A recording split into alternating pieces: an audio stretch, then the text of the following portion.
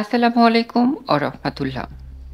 প্রিয় দর্শক, আপনি জেনে অবাক হবেন যে এই পৃথিবীর একমাত্র ব্যক্তি যার পায়ের আওয়াজ জান্নাতে এখনও প্রতিধ্বনিত হয়।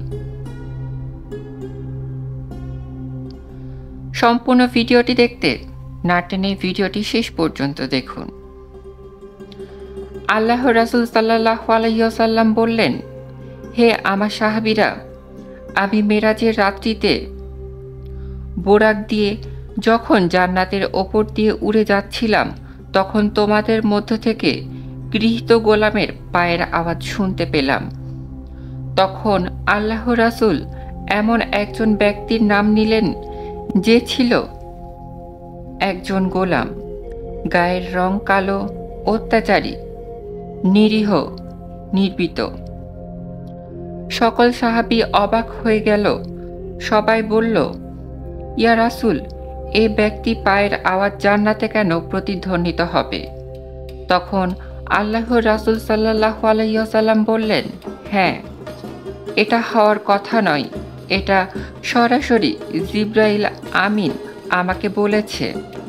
এটা আল্লাহর নির্দেশ। প্রিয় দর্শক, আপনাদের জানিয়ে রাখি, উমাইন ইবনে খালুফ মক্কার নেতাদের মধ্যে হতে একজন গুরুত্বপূর্ণ নেতা, যিনি ছিলেন কুফর ও শিরকের এক শ্রেষ্ঠ উদাহরণ এবং ইসলাম ও মুসলিমদের জন্য শয়তান। একদিন জানা গেল যে তার এক ক্রীতদাস মূর্তি পূজা করতে অস্বীকার করেছে এবং অন্য কাউকে নিজের মাবুদ বানিয়েছে। সে তৎক্ষণাৎ তার দাসকে ডেকে পাঠায় আর জিজ্ঞেস করল, আমি শুনেছি তুমি অন্য দেবতার ইবাদত করছো। সত্য করে বলো, তুমি কার ইবাদত করছো?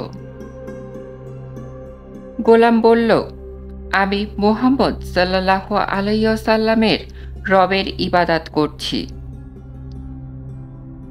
উইমান ইবনে খালুফ সেই কথা শুনে রেগে লাল হয়ে গেলেন এবং মুহাম্মদের রবের ইবাদত করার মানে হচ্ছে তুমি আমার পবিত্র মূর্তিকে শত্রু হয়ে গিয়েছ। ভালোই ভালোই সোজা পথে ফিরে এসো, অপমানিত হয়ে মৃত্যুবরণ করবে। আমি কিছুতেই এটা সহ্য করতে পারবো না যে তুমি একজন মূর্তির পূজারী হয়ে মুহাম্মদের ঈশ্বরের ইবাদত করবে।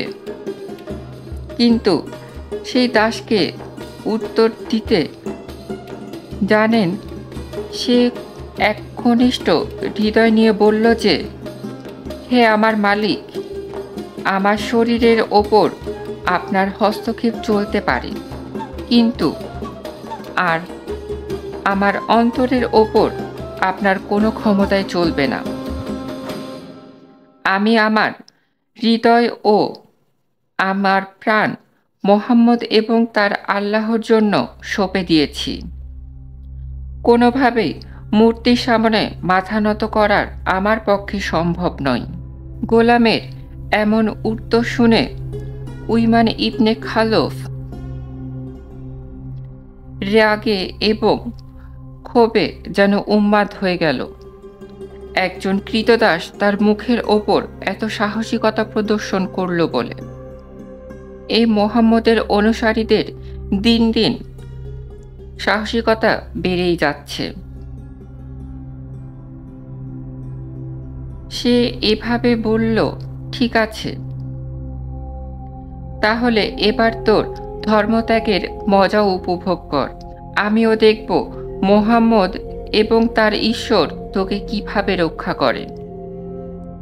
এরপর তাকে অত্যাচার ও অমানবিকতা করা শুরু করল। মরুভূমির উত্তপ্ত বালির ওপর এবং খালি গায়ে পাথর চাপা দিয়ে উইমান তার এই নিগৃহীত ক্রীতদাসের প্রখর মাটিতে শুইয়ে দেয়। একটি ফাঁড়ি পাথর দিয়ে অনবরত চাবুক দিয়ে আঘাত করা শুরু করল আর বলছিল, মুহাম্মদের ধর্ম থেকে ফিরে আয়। কিন্তু এই কঠোর নিপীড়ন নির্যাতন হওয়া সত্ত্বেও সে গোলামের মুখ থেকে বের হচ্ছিল আল্লাহু আহাদ, আল্লাহ এক, আল্লাহ এক। সুবহানাল্লাহ। প্রিয় দর্শক, আল্লাহর এক এই বাণীটি কেন কাফেরদের অন্তরে আগুন ধরিয়ে দিত জানেন?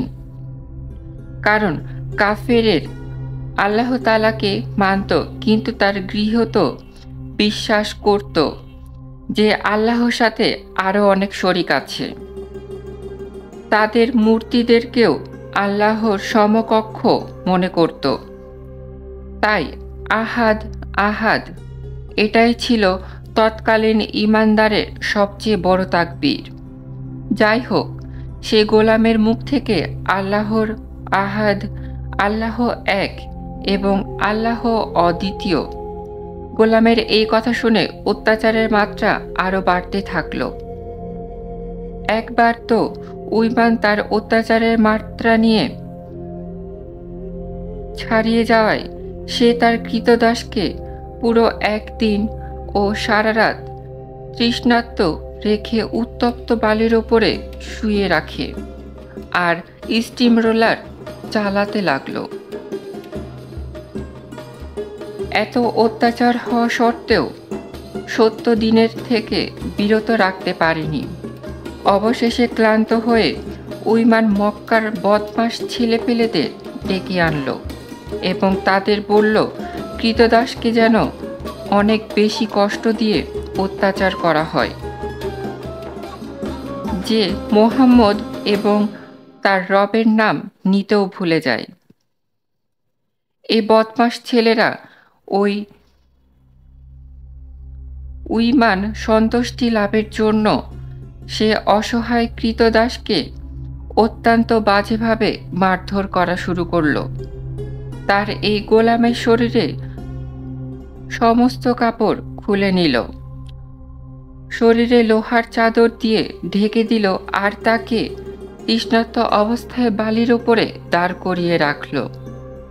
কিন্তু সেই গোলামের মুখ থেকে আহাদ আহাদ ছাড়া কোনো কিছুই শুনতে পাওয়া যায় না। আল্লাহু আকবার। চিন্তা করুন, আজ ইসলামের লেজাবধারীর সব জায়গায় সম্মানিত হওয়ার উন্নত মানের খাবার খাওয়া এবং আহার পায়, ওয়াজ মাহফিলে মোটা অঙ্কের অর্থ পায়, আর সেই সময় শুধুমাত্র এক এবং অদ্বিতীয় খোদার অনুসরণ করার অপরাধে পাথর চাপা দিয়ে মরুভূমিতে চাবুক মারা হতো। ইসলামের জন্য অবর্ণ জুলুম ও নির্যাতন সেই সাহাবী আর কেউ নয়, হযরত বেলাল রাদিয়াল্লাহু তাআলা আনহু। আল্লাহ রাসূল বললেন, আমি জান্নাতের ওপর দিয়ে উড়ে যাওয়ার সময় যে পাওয়ারের আওয়াজ শুনতে পেলাম, আমি জিবরাইলকে জিজ্ঞেস করলাম, এ মহান ব্যক্তিকে যার পায়ের আওয়াজ পুরো জান্নাতময় ভেসে বেড়াচ্ছে। তখন জিবরাইল বললেন, ইয়া রাসূল আল্লাহ, এই হচ্ছে আপনার এক সাহাবী যার নাম হযরত বেলাল, এটাই তার পায়ের আওয়াজ। ইসলামের জন্য এত ত্যাগ আল্লাহ এমন পছন্দ করেছেন যে কিয়ামত পর্যন্ত জান্নাতীর প্রত্যেকটা কিনারায় বেলালের পায়ের আওয়াজের প্রতিধ্বনি হবে। আল্লাহু আকবার। এভাবে জুলুম অত্যাচার হয়েছিল বেলালের ওপরে। এমনই একদিন হযরত আবু বকর সিদ্দিকী রাদিয়াল্লাহু তাআলা আনহু সেই পথ দিয়ে যাচ্ছিলেন।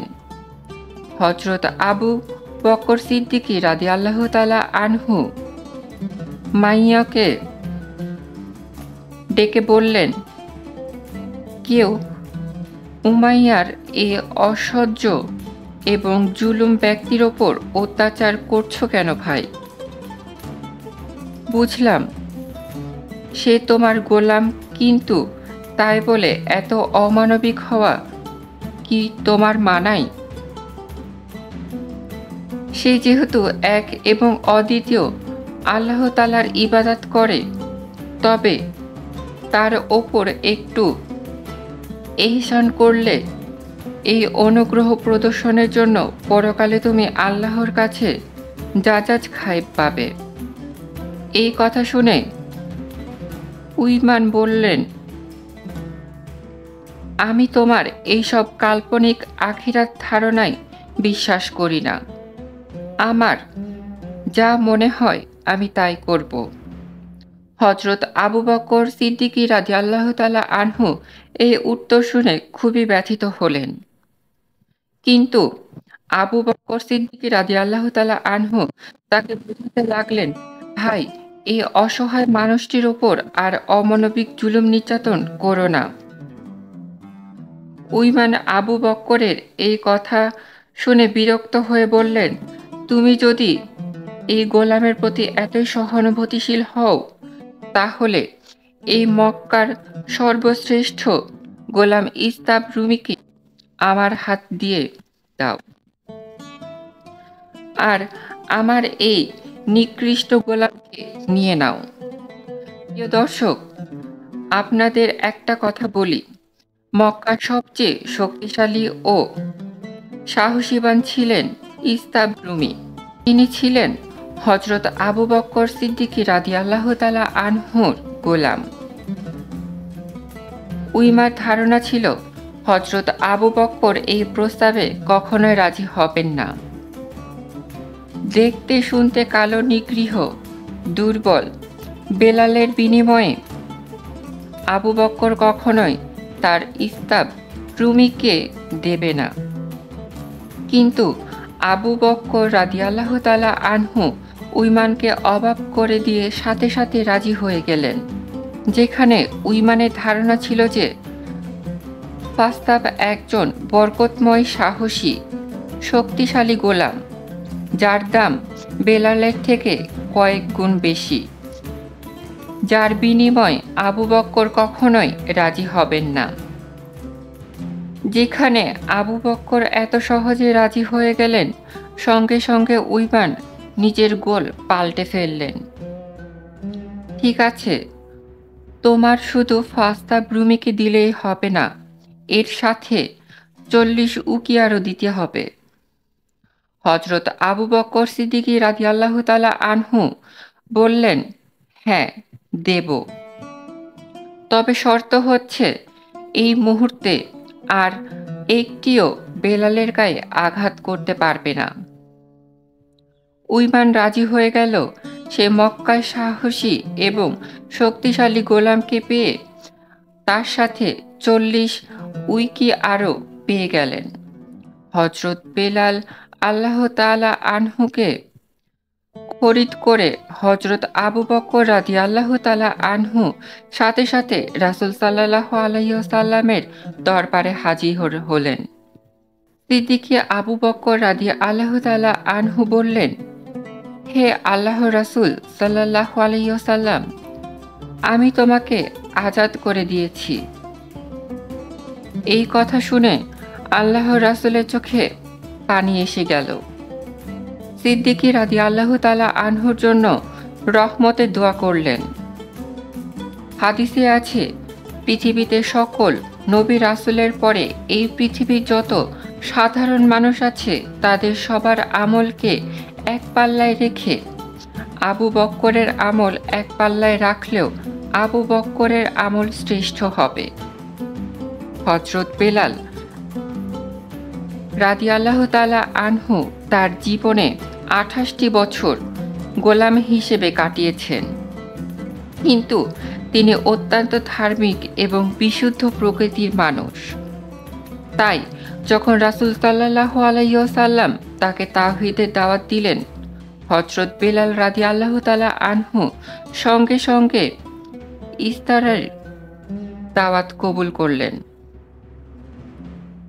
আর এই সব তিনি সাবিকুল ওয়াল আইনুল দের পবিত্র তালিকায় যুক্ত হলেন। মুক্তি পাওয়ার পর হযরত বেলাল রাদিয়াল্লাহু তাআলা আনহু সর্বদাই রাসূল সাল্লাল্লাহু আলাইহি ওয়াসাল্লামের সমস্ত ক্ষেত্রে খিদমতে উপস্থিত থাকতেন এবং মনে প্রাণে রাসূল সাল্লাল্লাহু আলাইহি ওয়াসাল্লামকে এতটাই ভালোবাসতেন যে আল্লাহ রাসূলের একটা নির্দেশে তিনি প্রাণগীবোধ করতে থাকতেন। হযরত বেলাল রাদিয়াল্লাহু তাআলা আনহু বদর যুদ্ধ থেকে শুরু করে তাবুকে যুদ্ধ পর্যন্ত সকল যুদ্ধে অংশগ্রহণ করেছেন।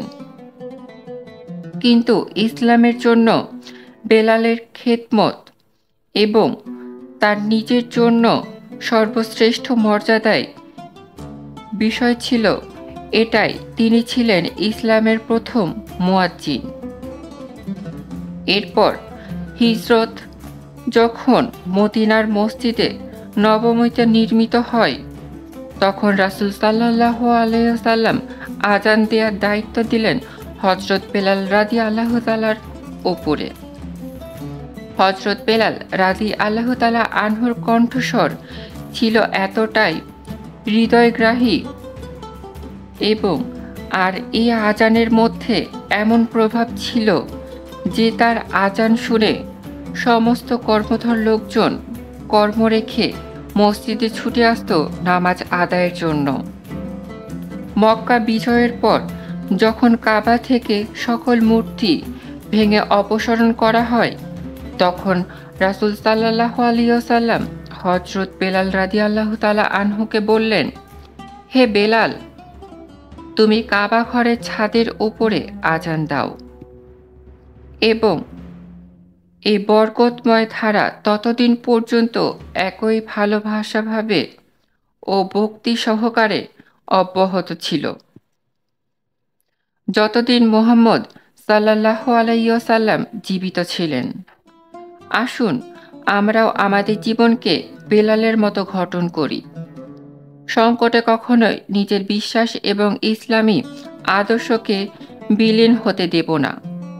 শক্ত করে আঁকড়ে ধরি, যেভাবে কুরআনে আল্লাহ তাআলা বলেছেন, তোমরা আল্লাহর রশিকে ধরো, পরস্পরে কখনো বিচ্ছিন্ন হও না। আসসালামু আলাইকুম ওয়া রাহমাতুল্লাহ।